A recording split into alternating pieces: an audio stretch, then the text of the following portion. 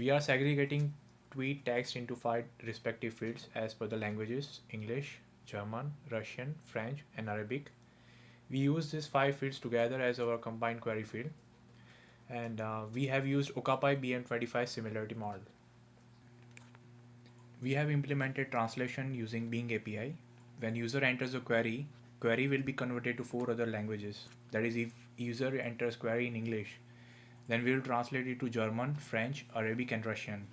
And we will request Solr using original query, which is in English field, and these four other translated query fields. In the search results, we have also provided on the fly translation. That is, we can translate retrieved tweets to German, Russian, French, and Arabic. We have implemented content tagging using Stanford NLP Java API. We have included three tags, that is person tag, location tag, and organization tag as part of JSON object.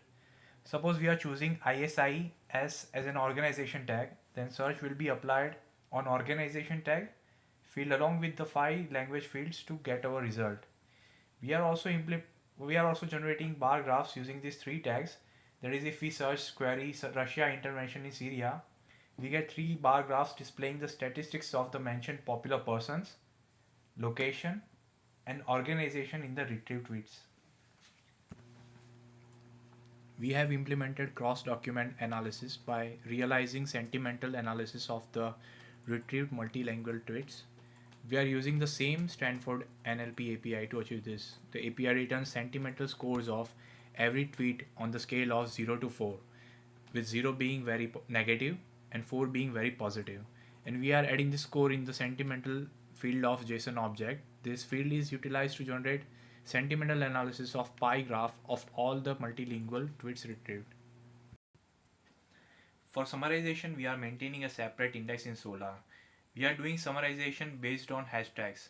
There are three main steps to achieve summarization. For example, if there are 500 tweets in our data for hashtag Syria, then first we are pre-processing these 500 tweets using Summy library and NLTK, which will generate summary for hashtag Syria. Now, as you can see, each hashtag will have summary attached, which we will store in another JSON file. In the second step, we will index this summary hashtag data on a separate Solr core. And now in the third step, whenever user enters query, we will check for maximum hashtag frequency in retrieved data, and based on that we will retrieve summary for those hashtags from summary index. So if user enters Syria attacks and hashtag Syria has highest count in retrieved results, then we will show summary for hashtag Syria. The third step is yet to be integrated because of time constraints. In future, for the first step, we can give weights to tweets based on popularity, which will generate a better contextual summary.